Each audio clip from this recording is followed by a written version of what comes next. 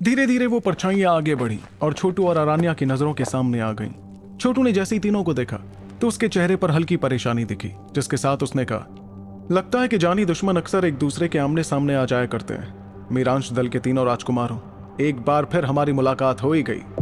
यासीन और बाकी दोनों ने भी देखा कि कैसे छोटू ने उनका पता लगा लिया था, जिस वजह से उनके चेहरे पर हैरानी थी। लेकिन एक पल बाद यह हैरानी एक खूंखार इरादे में बदलने लगी, क्योंकि इस वक्त छोटू खुद चलकर मौत के पास आ गया था।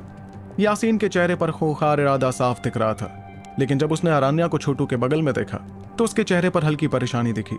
इसके बावजूद वो छोटू की तरफ देखता जा रहा था और उसकी आंखों में जानलेवा इरादा साफ झलक रहा था। तभी लोमान ने छोटू की तरफ देखकर कहा, ध्रुव रायजादा, ऐसा लगता है कि ऊपर वाला खुद नहीं चाहता है कि तू आसानी से बचकर निकल सके। हमें वक्त ही कितना हुआ था एक दूसरे से लड़े, और ये देख, तू हमारे दरवाजे तक खुद चलकर आ गया। अभी भी लोमान का चेहरा कमजोरी की वजह से थोड़ा पीला था, लेकिन पहले के मुकाबले तो वो काफी बेहतर हो गया था। इससे साफ हो गया था कि यहाँ पहुंचते वक्त लोमान ने शक्तियों को बढ़ाने वाली गोलियां खा ली थी। वहीं उसके बगल में खड़ा अजीजा भी घूरते हुए छोटू को देखता रहा। उसके चेहरे पर शैतानी मुस्कुराहट बरकरार थी, जैसे वो खुद को बहुत खुशकिस्मत समझ रहा था। वहीं उन तीनों को अपने सामने इस तरह से आते देख छोटू के चेहरे का रंग बदलने लगा। उसने बिल्कुल नहीं सोचा था कि तीनों से उसकी इस तरह मुलाकात हो जाएगी। वो अकेला था और उसके सामने उसके 3 जानी दुश्मन। ये ऐसे हालात थे जिनमें छोटू बहुत बड़ी मुश्किल में पड़ जाता, लेकिन यासीन ने तुरंत छोटू पर हमला नहीं किया और उसकी तरफ देख कर कहा, एक बात तो माननी पड़ेगी कि तू इस जगह तक पहुंचने में कामयाब होगा, ये तो मैंने बिल्कुल नहीं सोचा था। जाहिर सी बात थी कि मीरांश दल के पास इस जगह के बारे में बहुत सी जानकारी थी, लेकिन उन्होंने ये जानकारी किसी को भी नहीं बताई थी। इसके बावजूद छोटू इतनी जल्द वहां पहुंच गया था, ये वाकई हैरान कर देने वाली बात थी। तभी छोटू ने अपने कंधे झटकते हुए उस पथरीले मंच को देखकर कहा, मेरे ख्याल से यही वो जगह है जहां से इस इलाके में फैली तकनीक को काबू किया जा सकता है। मैंने ठीक कहा ना? इतना कहकर छोटू गौर से पथरीले मंच को देखता रहा, जिसके बाद उसकी नजर आसमान की तरफ हुई। वहां उसे पत्थर जैसा चमकता लाल रंग दिख रहा था, जिसे देखकर छोटू कुछ समझने लगा। इतने में यासीन ने अपनी नजर छोटू से हटाकर अरान्या की तरफ करते हुए कहा, अरान्या, कैसी हो तुम? ये सवाल करते वक्त यासीन के चेहरे पर मुस्कुराहट थी, क्योंकि वो अरान्या को बहुत पसंद करता था। इतने में अरान्या ने भी आसपास नजरें घुमाते हुए देखा और यासीन से सवाल किया, क्या तुम्हें पता है कि हम लोग आखिर हैं कहां पर? इस पर यासीन ने मुस्कुराते हुए अरान्या को बताया, हम लोग फिलहाल ज्वाला बस्ती के ज्वाला जाल तकनीक में फंसे हैं। ये तकनीक ही इस दल के प्राचीन खजाने की रखवाली करती है। जो कोई भी इस खजाने की तलाश में आएगा वो सबसे पहले इस जाल में ही फंसेगा। लेकिन सच तो ये है कि अब तक ये जाल पूरी तरह इस्तेमाल नहीं किया गया है, नहीं तो हम सभी इस मंच तक पहुंचने में भी कामयाब नहीं हो पाते। फिलहाल जो कोई भी इस प्राचीन खजाने की तलाश में आया है वो इस ज्वाला जाल में ही फंसा हुआ है। फिक्र मत करो अरान्या, एक बार मैं इस ज्वाला जाल को काबू कर लूं तो मैं इस बात का खास ध्यान रखूंगा कि स्वर्गराज शुद्धि दल के योद्धाओं को कोई नुकसान न पहुंचे। तभी पास ही खड़े लोमान ने शैतानी अंदाज में छोटू की तरफ देखते हुए कहा, हाँ, लेकिन जो कमबख्त ये नहीं जानते कि ताकतवर योद्धाओं से कैसे पेश आया जाता है, उन लोगों को तो हम चुटकियों में जलाकर ऐसी दर्दनाक मौत देंगे कि उनकी 7 पुश्तें कांप उठेंगी। ये सुनते हुए छोटू के चेहरे पर हल्की नाराजगी दिखने लगी और उसने खौफनाक इरादे के साथ यासीन और उसके साथियों से कहा, अगर मेरे यावर दल के योद्धाओं को कुछ भी हुआ तो मैं वादा करता हूं कि तुम्हारे मीरांश दल का एक भी योद्धा इस जगह से जिंदा वापस नहीं लौट पाएगा। इतने में अजीजा ने आंखों में गुस्सा और चेहरे पर अजीबोगरीब हंसी के साथ कहा, कितना गुरूर झलकता है तेरी बातों में। जितना हमें लगता है उस हिसाब से तो यावर दल का यमन भी इतना ज्यादा गुरूर से नहीं भरा था। तुझे लगता क्या है कि तू है कौन जो हमसे इस तरह से बात कर रहा है? वहीं उसके पास ही खड़ा यासीन छोटू की तरफ देखते हुए उसका मजाक बनाकर कहने लगा, मैंने बिल्कुल नहीं सोचा था कि इतनी बड़ी मुश्किल में पड़ने के बाद भी तेरी हिम्मत वैसी की वैसी ही रहेगी। आखिर लाता कहां से है तू इतनी हिम्मत?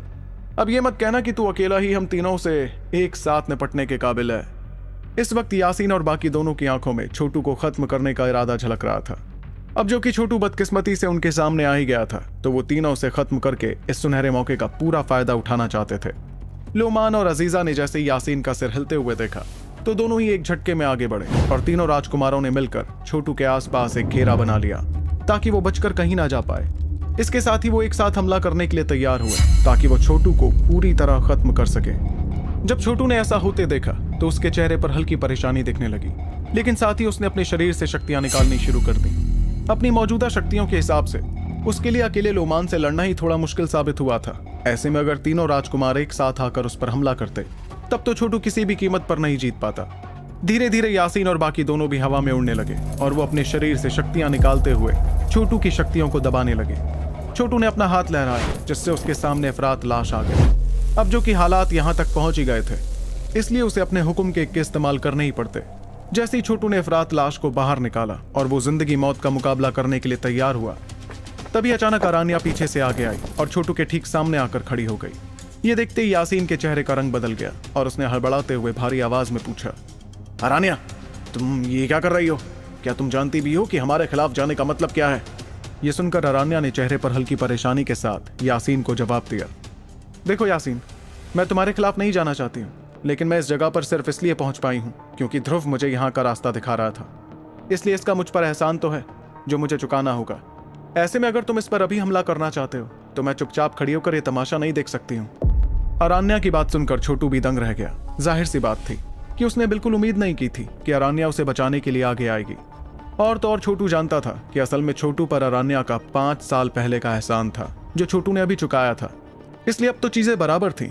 वहीं अरानिया को छोटू की मदद के लिए आगे आते देख यासीन के चेहरे की नाराजगी और ज्यादा बढ़ गई और वो गुस्से से लाल होने लगा। अरानिया का आगे आना उसे बता रहा था कि अरानिया छोटू को पसंद करती थी।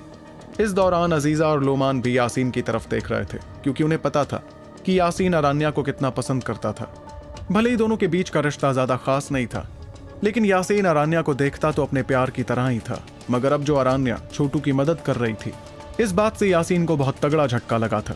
इसके बावजूद अजीजा और लोमान के चेहरों पर हल्की हंसी थी क्योंकि वो जानते थे कि अब यासीन किसी भी कीमत पर छोटू को खत्म करके रहेगा। इतने में यासीन ने छोटू की तरफ देखते हुए कहा, यही है तुम्हारी काबिलियत का नमूना ध्रुव रायज़ादा? क्या तुम इसी तरह लड़की के पीछे छुपोगे? छोटू की आंखों में भी नाराजगी दिख रही थी, जिसके साथ वो आंख भरते हुए अरानिया से आगे चला गया। अरानिया ये देखकर थोड़ा घबरा गई और उसने धीमी आवाज में छोटू से कहा, पिछले 5 सालों की कड़ी ट्रेनिंग के बाद तुम्हें इतना तो समझ जाना चाहिए था कि जिंदगी की कीमत कितनी ज्यादा होती है। इस वक्त अपना गुरूर दिखाने का कोई फायदा नहीं है, वो भी एक पल की जांबाजी के लिए। ये बेवकूफी का काम है और कुछ नहीं। इस पर छोटू के आगे बढ़ते कदम अचानक थम गए और वो खामोश रहकर अरानिया की तरफ देखने लगा। फिर उसने मुस्कुराकर अरानिया की बात का जवाब देते हुए कहा, तुम्हारे दिल में यह सवाल आता होगा ना कि मैं महज 5 सालों में इस मुकाम तक कैसे पहुंच गया। इसका जवाब बड़ा ही सीधा सा है। मैं ऐसा इसलिए कर पाया क्योंकि उस वक्त मैंने खुद से वादा कर लिया था कि मैं सिर्फ एक दफा किसी को अपनी जिंदगी बचाने का मौका दूंगा। और वैसे भी मुझे जांबाज बनना बिल्कुल पसंद नहीं है।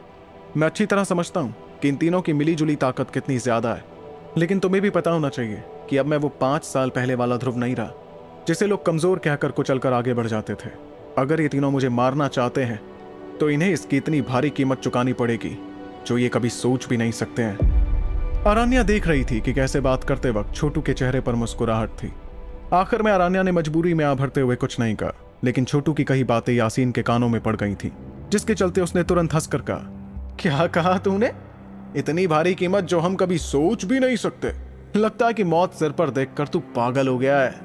लेकिन छोटू के चेहरे की मुस्कुराहट तो बरकरार थी और उसने तुरंत अपने हाथों को कसते हुए 2 काले रंग के बीज बाहर निकाले। दोनों बीजों को छोटू ने अपनी हथेली में बंद रखा और उन्हें तीनों राजकुमार भी अच्छी तरह देख पा रहे थे। इतना ही नहीं, बल्कि दोनों बीजों में से एक ऐसी रहस्यमयी और अजीबोगरीब शक्ति महसूस की जा सकती थी जिसकी हद का पता लगा पाना बहुत मुश्किल था। दोनों बीज बाहर निकालते ही छोटू के चेहरे की मुस्कुराहट और ज्यादा बड़ी हो गई और उसने यासीन और बाकी दोनों की तरफ देखकर सवाल किया, मुझे तो पूरा यकीन है इस बात का, लेकिन अगर तुम्हें लगता है कि मैं झूठ बोल रहा हूं तो आगे आओ और कोशिश करो मुझे खत्म करने की। यासीन देख रहा था कि छोटू की आंखों में फिलहाल किसी तरह का डर नहीं था, बल्कि एक अजीब सा पागलपन नजर आ रहा था, जैसे उसे मरने का कोई डर ही नहीं था। यासीन इस पागलपन को देखकर थोड़ा फिक्र में दिखने लगा, क्योंकि अब वो छोटू को कोई कमजोर और मामूली योद्धा नहीं मानता था। वैसे तो यासीन को बिल्कुल नहीं पता था कि आखिर छोटू ऐसे पड़ाव पर भी तीनों से मुकाबला करने के लिए क्यों तैयार था, मगर कहीं ना कहीं उसकी इस हिम्मत ने यासीन को थोड़ा सावधान कर दिया था। सच में शायद छोटू के पास कोई ऐसी चीज थी जिसकी यासीन और उसके साथियों को बहुत भारी कीमत चुकानी पड़ जाती।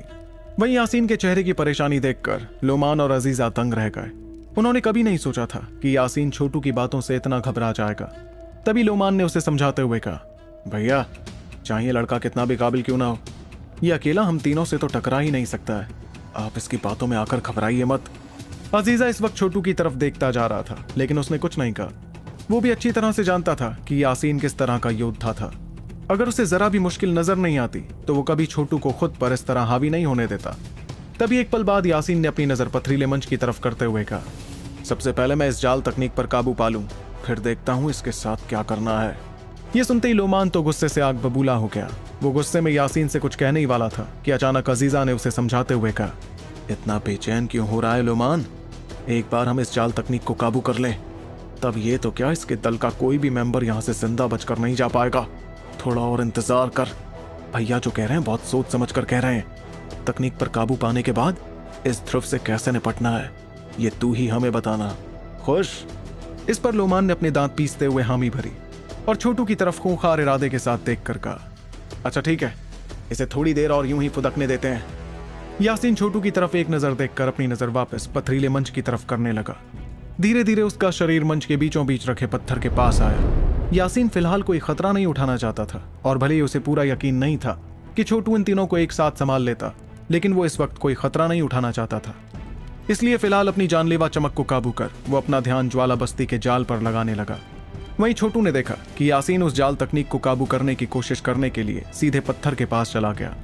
इस दौरान अजीजा और लोमान छोटू पर ही नजर रखे हुए थे ताकि वो कुछ ना कर पाए, लेकिन छोटू ने तो बिना किसी डर के कहा, तो तुम ज्वाला दल की जाल तकनीक को काबू करना चाहते हो? ठीक है तो फिर करो काबू। पर उसकी बात से अरण्या की आंखों में फिक्र दिखने लगी और उसने तुरंत छोटू से कहा, तुम ये कैसी बात कर रहे हो?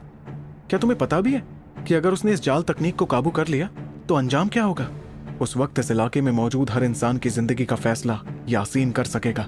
ऐसे में अगर तुम्हारे पास भागने का कोई बहुत अच्छा तरीका भी हो तो भी यावर दल के योद्धा कहीं नहीं जा पाएंगे। तभी छोटू ने चेहरे पर शांति और एक हल्की मुस्कुराहट के साथ कहा, मैं जानता हूं, लेकिन तुम्हें क्या लगता है कि इस ज्वाला बस्ती की जाल तकनीक को काबू करना इतना ज्यादा आसान होने वाला है? मगर अरण्या तो उसकी बात मानने को तैयार ही नहीं थी, इसलिए उसने परेशान होकर अपनी बात जारी रखी। ये वही जगह है जहां से ज्वाला बस्ती की जाल तकनीक को काबू किया जा सकता है, और क्योंकि मेरांश दल वाले सबसे पहले यहाँ पहुंचे थे, इसका मतलब इनके पास जरूर कुछ ऐसी जानकारी है जो बाकियों के पास नहीं है। ऐसे में तुम इतने दावे के साथ कैसे कह सकते हो कि ये अपनी कोशिश में नाकाम होगा? क्या तुम सच में हर किसी की जिंदगी दाव पर लगाकर इस तरह यहीं खड़े रहोगे? पर छोटू ने उसकी बात का कोई जवाब नहीं दिया और वो बस चुपचाप मुस्कुराते हुए पत्थर और यासीन को देखता गया। इस पर अरण्या ने भी उससे आगे कुछ नहीं कहा और वो भी अपनी नजरें यासीन की तरफ करने लगी। वो देख रही थी कि कैसे उस पत्थर से ढेर सारी रोशनियां बाहर आने लगी थी। इन रोशनियों को जैसे ही यासीन ने छुआ तो अचानक एक जोरदार गर्जना सुनाई पड़ी और वो पथरीला मंच कांपने लगा। इसके बाद उस मंच से निकलती रोशनियों की तादाद और ज्यादा बढ़ गई। वहीं जब हवा में उड़ते लोमान और अजीजा ने यह नजारा देखा तो उनकी आंखों में खुशी साफ नजर आने लगी। उनके हिसाब से कुछ ही पलों में वो इस ज्वाला बस्ती की इस जाल तकनीक को काबू करने ही वाले थे। तो क्या ज्वाला बस्ती की तकनीक को काबू कर लेगा यासीन, और कैसे रोक पाएगा छोटू उसे अपने साथियों को खत्म करने से? जानने के लिए आपको सुनना होगा सुपर योद्धा, सिर्फ पॉकेट एफएम पर। उस प्राचीन मंच के ऊपर से एक के बाद एक रोशनी निकलती जा रही थी जो एक दूसरे से मिलती गई। आखिर में वो एक बड़े जाल में बदल गई जो चारों तरफ दिखाई दे रहा था। उस अजीबोगरीब जाल को देखकर छोटू के चेहरे पर हल्की परेशानी नजर आई। अब जाकर उसे ज्वाला जाल नजर आने लगा था जो धीरे धीरे उस पथरीले मंच पर आ गया था। लेकिन इस नजारे को देखकर छोटू की परेशानी और ज्यादा बढ़ गई। ऐसा इसलिए क्योंकि अचानक से उसे कुछ समझ आने लगा था।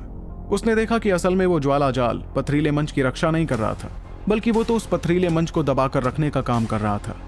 इस एहसास के चलते छोटू तुरंत कुछ कदम पीछे हो गया और उसने धीमी आवाज में अरण्या से कहा, कुछ बहुत गलत होने वाला है। ये सुनकर अरण्या के चेहरे पर भी हल्की फिक्र दिखने लगी क्योंकि उसने भी एक अजीब सा खतरा महसूस किया था। दूसरी तरफ मंच पर खड़े यासीन ने जब ऐसा होते हुए देखा तो वो भी काफी परेशान हो गया। अगले पल वो काफी झिझकने लगा, लेकिन फिर उसने अपनी झिझक को काबू कर अपना हाथ सीधे उस प्राचीन पत्थर पर रख दिया जो उस पथरीले मंच के बीचों बीच बना था। यासीन के हाथ रखते ही वो प्राचीन पत्थर जोर जोर से कांपने लगा और कुछ ही पलों में वो एक तेज धमाके के साथ फट गया। इस वजह से रोशनी बिखरती नजर आ रही थी, जिसके साथ ही मंच पर चढ़ा ज्वाला जाल काफी कमजोर पड़ने लगा। तभी वहां मौजूद लोगों की नजरों के सामने वो पथरीला मंच जोर जोर से कांपने लगा और पूरे इलाके में बड़ी बड़ी दरारें नजर आने लगी। ये देखकर अजीजा ने हैरानी भरी आवाज में कहा, आखिर ये सब हो क्या रहा है? हमें तो इस ज्वाला जाल पर काबू पाना था ना। इस दौरान यासीन के चेहरे का रंग भी बदल गया था और उसने तुरंत अपने दांत पीसते हुए आसपास की रोशनी को गायब कर दिया। लेकिन आखिर में उस जगह पर आई दरारों में से एक अजीब सी काले रंग की शक्ति बाहर आने लगी। छोटू की आंखें सिकुड़ने लगी जब उसने उस काली शक्ति को बाहर आते देखा। धीरे धीरे उसके चेहरे का रंग भी बदलने लगा क्योंकि उसे वो काली शक्ति बड़ी ही जानी पहचानी सी लग रही थी। ऐसा इसलिए क्योंकि ये वैसी खौफनाक काली शक्ति थी जो छोटू को शून्य पाषाण के अंदर दिखाई दी थी और जिसे वहां मौजूद आत्मा दबा कर रख रही थी। वही काली शक्तियों को ये पथरीला मंच और उस पर चढ़ा ज्वाला जाल भी दबा रहा था। भले ही छोटू को उस जगह की काली शक्ति शून्य पाषाण की काली शक्ति जैसी खतरनाक नहीं लगी, लेकिन फिर भी उसे इस शक्ति से काफी खौफ महसूस हो रहा था। छोटू ने गहरी सांस ली कि तभी उसके चेहरे के खौफ को देखकर अरान्या ने तुरंत पूछा, ध्रुव, ये काली शक्तियां आखिर हैं क्या? इस पर छोटू ने फिक्र के साथ जवाब दिया, ये शक्तियां बहुत ही खतरनाक है अरान्या। इस बेवकूफ यासीन को लग रहा है कि वो असल में इस ज्वाला जाल को काबू करने की कोशिश कर रहा है, लेकिन सच तो यह है कि वो इस प्राचीन मंच के नीचे दबी काली शक्तियों को आजाद कर रहा है। वहीं जब लोमान और अजीजा ने देखा कि कैसे वो काली शक्तियां बाहर आने लगी तो उनके चेहरों का रंग बदलने लगा। उन्हें अच्छी तरह से समझ आ रहा था कि वो ज्वाला बस्ती के जाल पर काबू कैसे करते। तभी यासीन ने इन काली शक्तियों को देखकर खतरनाक अंदाज में कहा, मुझे कोई फर्क नहीं पड़ता इन चीजों से, मैं इस ज्वाला जाल को काबू करके रहूंगा। जाहिर सी बात थी कि यासीन को इस काली शक्ति का सच पता ही नहीं था, इसलिए वो उससे टकराने में घबरा भी नहीं रहा था। लेकिन जब उसने अपने सामने दिखते पत्थर को देखा तो कहीं ना कहीं उसकी आंखों में हल्की झिझक नजर आने लगी, मगर उसने अपने दांत पीसते हुए एक बार फिर उस पत्थर पर जोर से हाथ दे डाला। उसके ऐसा करते ही उस पत्थर पर दरार पड़ने लगी, जिसके साथ ही आसपास दिखता ज्वाला बस्ती का जाल गायब हो गया। उसके गायब होते ही आसपास की कपकपी भी पूरी तरह से रुक गई, जिसे देखकर यासीन और बाकी दोनों ने चैन की सांस ली।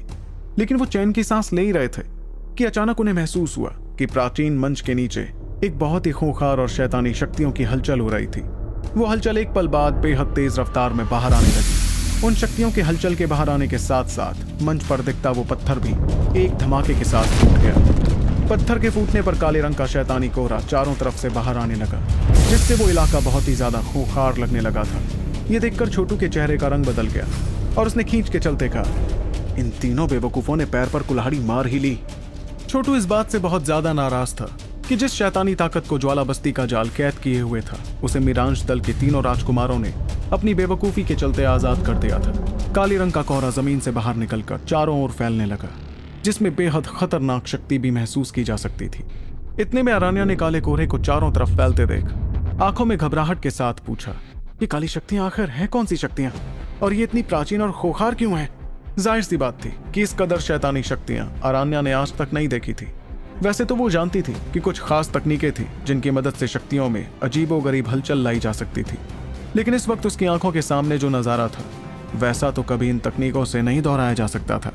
और तो और ये काली शक्तियां इतनी ज्यादा खतरनाक लग रही थी कि जैसे वो दुनिया की सारी जिंदगियों को खत्म करने के लिए बेकरार थी। तभी अरान्या के सवाल पर छोटू ने परेशानी भरे अंदाज में जवाब दिया, यही है अंधेरे की शैतान शक्तियां, जिनकी वजह से वो प्राचीन महायुद्ध हुआ था। इस शक्ति को देखकर ऐसा लग रहा है कि उस युद्ध के बाद भी ये पूरी तरह तबाह नहीं हुई थी और इसका कुछ हिस्सा इस जगह पर कैद कर लिया गया था।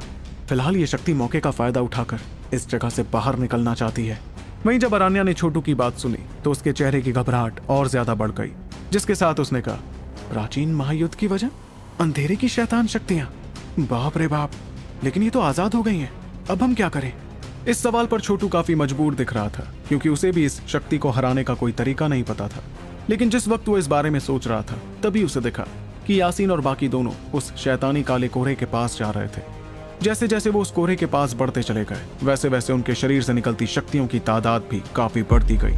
आखिर में वो तीनों एक त्रिकोण में बदल गए, जो उस काले कोहरे को घेर कर खड़े हो गए थे। इससे ऐसा लग रहा था जैसे वो उस शैतानी काले कोहरे को कैद करना चाह रहे थे। ये देखकर छोटू की आंखें हैरानी में बड़ी हो गईं और उसने तुरंत अरान्या का हाथ पकड़कर वहां से तेज रफ्तार में जाते हुए कहा, ये गधे पागल हो गए, इस शैतान को काबू करना किसी के बस की बात नहीं है।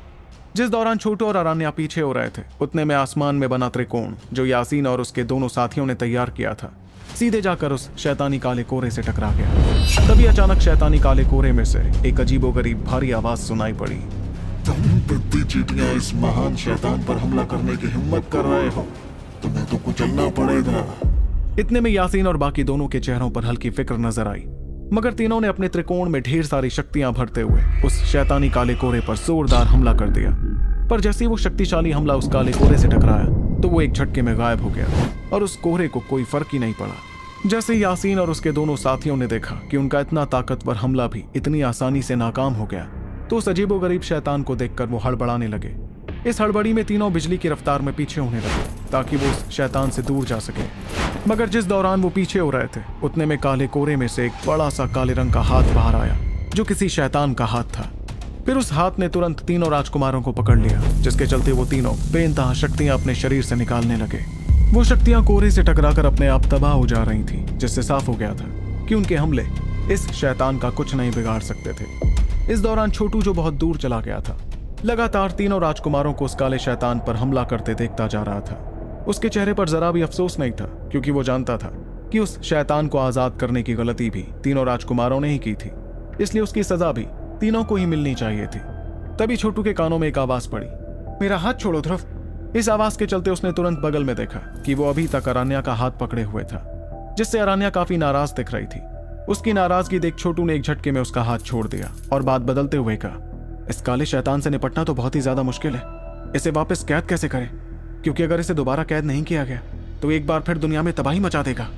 ये कहते वक्त छोटू के चेहरे की परेशानी साफ नजर आ रही थी, लेकिन उसे अंदर ही अंदर इस बात की खुशी थी कि उसके तीनों दुश्मनों को वो शैतान परेशान कर रहा था। पर छोटू ये भी जानता था कि एक बार उस शैतान का ध्यान भटकता तो वो उस जगह पर फंसे किसी भी इंसान को जिंदा नहीं छोड़ता। तब तो सभी के लिए इस काले शैतान को रोकना नामुमकिन हो जाता, क्योंकि वो प्राचीन अंधेरे की शक्तियां सभी से बहुत ज्यादा ताकतवर थी। इतने में छोटू की नजर ऊपर की तरफ हुई, जहां चमकदार लाल रंग का आसमान नजर आ रहा था। उस आसमान में बहुत ही ताकतवर शक्तियों का झटका महसूस किया जा सकता था, जिसे देखकर अरान्या ने भी कहा, उस जगह पर कुछ तो अजीब हो रहा है। और अरान्या ने अपनी बात कही थी कि अचानक उस लाल आसमान में एक मीठी आवाज सुनाई पड़ी। इस आवाज के साथ ही लाल रंग की शक्तियों की लहर आसमान से बहुत तेज रफ्तार में नीचे आने लगी। जैसे जैसे वो लहर आगे बढ़ रही थी, वैसे वैसे उस इलाके की धुंधलाहट गायब होती जा रही थी, और साथ ही छोटू को अनगिनत ताकतवर शक्तियां उस इलाके में महसूस होने लगी थी। तभी अरान्या ने भी इन शक्तियों को महसूस किया और कुछ समझते हुए आगे कहा, ये शक्तियां तो उन योद्धाओं की शक्ति है जो हमारे साथ ज्वाला बस्ती के प्राचीन खजाने की खोज में आए थे। इसका मतलब ज्वाला बस्ती का जाल उधड़ गया है। छोटू भी ये सुनकर अपना सिर हिलाने लगा, लेकिन उसकी नजरें तो आसमान में ही थी। वह एक ऐसी खास जगह थी जो बाकी जगहों से काफी अलग थी। ऐसा इसलिए क्योंकि जिस दौरान बाकी जगहों की धुंधलाहट गायब होती रही, वहीं इस जगह की धुंधलाहट लगातार बढ़ती जा रही थी। सिर्फ यही नहीं, छोटू की आंखें हैरानी में तब बड़ी होने लगी जब उस धुंधली जगह पर एक बहुत बड़ी कढ़ाई नजर आने लगी। अचानक से कुछ महसूस कर छोटू ने अपनी नजरें चारों तरफ घुमानी शुरू की, और तब उसे कढ़ाई की रेखाएं आसमान में हर तरफ दिखाई देने लगी। इस बारे में सोचकर छोटू ने कुछ पलों बाद हैरत भरी आवाज में कहा, ऐसा लगता है कि हम इस ज्वाला बस्ती के जाल में कैद नहीं थे, बल्कि ये काल खुद ही इस कढ़ाई में कैद था। इसका मतलब हम इस कढ़ाई में कैद हैं। एक नजर उस कढ़ाई को देखकर अरान्या ने भी उसकी शक्ति महसूस करते हुए कहा, मुझे लगता है कि इतनी ताकतवर चीज तो जरूर कोई अनंत खजाना ही हो सकती है। छोटू ने दैव्य वीणा को देखा था और ये भी कि वो कितना ताकतवर अनंत खजाना था, लेकिन उसकी ताकत के बावजूद जब छोटू को ये कढ़ाई दिखी जो एक अलग ही दुनिया बनाकर उसमें अंधेरे की शक्तियों वाले काले शैतान को कैद कर सकती थी, तो उसे उस कढ़ाई की ताकत का अंदाजा अच्छी तरह लग गया। कायदे से वो कढ़ाई सबसे ताकतवर अनंत खजानों में से एक होनी चाहिए थी। जिस दौरान छोटू इस बारे में सोच रहा था, उस वक्त लाल रंग की चमकती रोशनी उस कढ़ाई में चमकते हुए पूरे इलाके को रोशन करने लगी।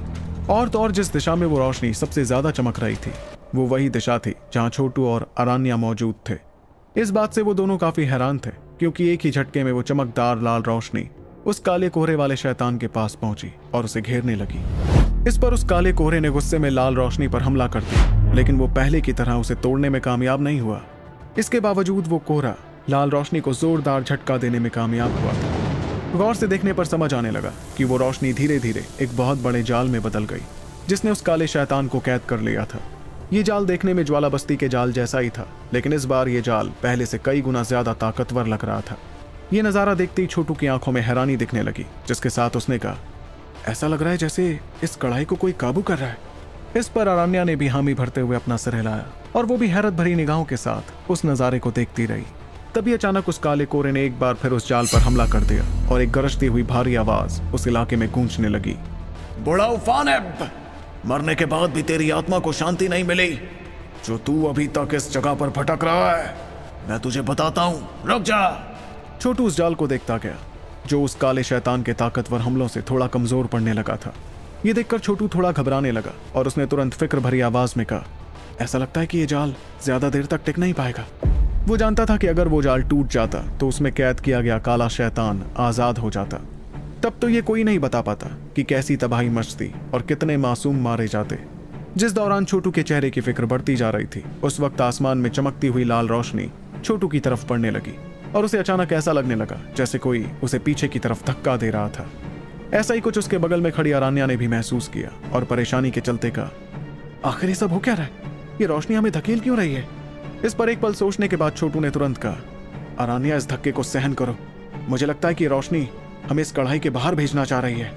इतना कहकर छोटू ने उस रोशनी के धक्के को अच्छी तरह से महसूस किया और वो तेजी से पीछे होते हुए अचानक धुंधलाहट के अंदर चला गया। इसके तुरंत बाद उसे चारों तरफ अंधेरा ही अंधेरा नजर आने लगा, लेकिन ये अंधकार कुछ पलों के लिए बरकरार रहा, जिसके बाद उसे अपनी आंखों में लाल रोशनी घुसती हुई नजर आई। इस लाल रोशनी की मदद से छोटू को उस अंधेरे में सब कुछ साफ नजर आने लगा था। उसने देखा कि वो अब लाल रंग की जमीन पर नहीं था, बल्कि फिलहाल एक चमकदार लाल पहाड़ी पर था। सिर्फ यही नहीं, बल्कि उसकी आंखों के सामने एक बहुत बड़ी चमकदार लाल कढ़ाई 2 पहाड़ों के बीच रखी हुई थी। उस कढ़ाई में लगातार शक्तियां महसूस की जा सकती थी और अचानक छोटू को कुछ समझ आने लगा। इस कढ़ाई की गहराई तो हूबहू वैसी लग रही है जैसी कि वो लाल जमीन। इसका मतलब मेरा मानना सही था कि हम कढ़ाई के अंदर फंसे हुए थे और अब हम कढ़ाई के बाहर आ गए हैं। आखिर कैसे सामना करेंगे छोटू और अरान्या अंधेरे की शक्तियों वाले काले शैतान का, और क्या वो उस शैतान को कैद कर ज्वाला बस्ती के प्राचीन खजाने तक पहुंच पाएंगे? जानने के लिए सुनते रहिए सुपर योद्धा, सिर्फ पॉकेट एफएम पर। उस लाल पहाड़ी के ऊपर ढेर सारी खतरनाक शक्तियां उड़ती हुई नजर आ रही थी। दूर से देखने पर ऐसा लग रहा था जैसे वो पहाड़ी आग की लपटों में जल रही हो, जो देखने में बड़ी खूबसूरत लग रही थी। वहीं छोटू की नजरें तो लगातार उस बड़ी कढ़ाई में गड़ी हुई थी जो पहाड़ पर टिकी थी। उस चमकदार लाल रंग की कढ़ाई पर आग की लपटें नजर आ रही थी। उसमें से निकलती खतरनाक शक्तियों ने पूरे आसमान को घेर लिया था और छोटू को समझ आ गया कि ये वही कढ़ाई थी जिसमें वो और बाकी लोग अटके हुए थे। जब छोटू और अरान्या इस पहाड़ी पर आए तो कुछ पलों बाद यासीन और बाकी दोनों भी पहाड़ के पास नजर आने लगे। आसपास की जगह धुंधली पड़ गई थी, जिसमें से लगातार कुछ लोग बाहर फेंकते हुए दिखाई दे रहे थे। इसलिए कुछ ही मिनटों में पहाड़ के पास का आसमान ढेर सारे लोगों से भर गया। जब इतने सारे लोग वहां आ गए तो वो जगह शोर शराबे से भर गई। लोगों की आंखों में फिक्र थी, जिसके साथ वो उस नज़ारे को देखते जा रहे थे। बल्कि कुछ लोगों के शरीर पर तो खून के धब्बे भी बने थे। इससे साफ हो गया था कि ज्वाला बस्ती के जाल में उनका वक्त आसानी से तो नहीं बीता था। तभी लोगों की भीड़ में छोटू को किसी ने पुकारा और ढेर सारी हवाएं उसकी तरफ पड़ने लगी। तेजी से बढ़ती हवाओं की तरफ जब छोटू ने अपनी नजर घुमाई तो उसे नजर आया कि वो जरीना, नीरजा और विहान थे। इन तीनों के साथ ही उनके साथी भी मौजूद थे, जिन्हें देखकर छोटू ने चैन की सांस ली। वो खुश हो रहा था कि यावर दल के किसी योद्धा को कुछ नहीं हुआ था। तभी थोड़ी दूर से छोटू को गुड़िया और हातिम भी अपनी तरफ आते हुए दिखाई दिए। अब तो छोटू पूरी तरह सुकून महसूस करने लगा था, लेकिन इस पल आसमान में हंगामा मच गया था, क्योंकि अलग अलग दलों के योद्धा अपने अपने दलों की तरफ जाते गए। कुछ देर तक तो उस जगह के शोर ने सभी के सामने दिखती मुश्किल पर से ध्यान हटा दिया था। छोटू ने जब आसमान में होती इस हलचल को देखा तो उसने अपनी नजरें कढ़ाई की तरफ करते हुए अपने साथियों से कहा, साथियों, सभी संभल कर रहना। मेरे ख्याल से हालात बहुत जल्द बदलने वाले हैं और जैसे ही हालात बदलते हैं तो हम सभी को तुरंत जान बचाकर यहाँ से भागना होगा। जाहिर सी बात थी कि कढ़ाई को देखते वक्त छोटू को उस पर पूरा यकीन नहीं था कि वो उस काले शैतान को कितनी देर तक काबू करने में कामयाब रहती। लोगों की उम्मीदों पर पानी फिर गया था जब उन्हें देखा कि ज्वाला बस्ती के खजाने में कोई बेशकीमती चीजें नहीं, बल्कि एक ऐसा खूंखार शैतान था जो किसी को भी जिंदा नहीं छोड़ता। जब नीरजा और बाकियों ने छोटू के चेहरे की फिक्र को देखा तो सभी ने एक झटके में हामी भरी। तभी जरीना ने सबसे ऊंची पहाड़ी की तरफ देखकर अचानक अपनी उंगली उस तरफ करते हुए कहा, ध्रुव, उस जगह पर देखो, वहां लावा बहता जा रहा है। इसका मतलब वो पहाड़ एक ज्वालामुखी है। ये सुनते ही छोटू के चेहरे पर भी हल्की हैरानी दिखी और उसने तुरंत अपनी नजर उस पहाड़ की तरफ की। एक पल बाद उसकी आंखें पहाड़ की चोटी पर गड़ गईं, जहां गौर से देखने पर उसे एक इंसान नजर आने लगा। वो इंसान लावा के ऊपर बैठा हुआ था, जिसे देखते ही छोटू ने हड़बड़ा कर कहा, इस लावा पर कोई इंसान बैठा हुआ है? ये कैसे मुमकिन है? थोड़ा और गौर से देखने पर छोटू को समझ आया कि वो इंसान असल में बहुत ही बूढ़ा था और उसका शरीर लाल रंग के कपड़ों से ढका था। और तो और सबसे हैरान कर देने वाली बात यह थी कि छोटू को उसे देखकर ऐसा लग ही नहीं रहा था कि वो बूढ़ा आदमी जिंदा था। वो तो बस किसी लाश की तरह एक जगह पर था कि तभी छोटू ने कुछ सोचते हुए सवाल किया, समझ नहीं आ रहा कि ये इंसान जिंदा है या हमारे सामने जो है वो सिर्फ किसी प्राचीन योद्धा की लाश है। जिस वक्त छोटू इस बारे में सोच रहा था उतने में जरीना की आंखों में नीले रंग की रोशनी चमकने लगी और उसने अचानक से कहा, नहीं, ऐसा लग रहा है कि आदमी अभी भी जिंदा है। मैं ये तो नहीं जानती कि कैसे, पर मैं महसूस कर पा रही हूँ कि इसकी जिंदगी अभी पूरी तरह खत्म नहीं हुई है। और तो और ना जाने क्यों, लेकिन इस आदमी की शक्तियां मुझे थोड़ी पहचानी हुई लग रही हैं, जबकि मैंने इस आदमी को आज से पहले कभी नहीं देखा। ये कहते वक्त उसके चेहरे पर परेशानी साफ नजर आ रही थी। भले ही उसकी बात बाकी लोग समझ नहीं पाए, लेकिन छोटू और नीरजा के चेहरों का रंग थोड़ा अलग था। छोटू के जहन में ये बात चली रही थी कि जरूर जरीना आज तक लावा पर बैठे आदमी से नहीं मिली थी, लेकिन इसका मतलब ये तो नहीं था कि जरीना जिस योद्धा का पुनर्जन्म थी वो अवतार रैंक का योद्धा भी इस आदमी को नहीं जानता था। हो सकता था कि जरीना जिस पहचाने हुए एहसास को महसूस कर रही थी वो एहसास असल में उसके पिछले जन्म का था। ये सोचकर छोटू ने धीमी आवाज में कहा, इसका मतलब जरीना इस योद्धा से पिछले जन्म में मिली थी।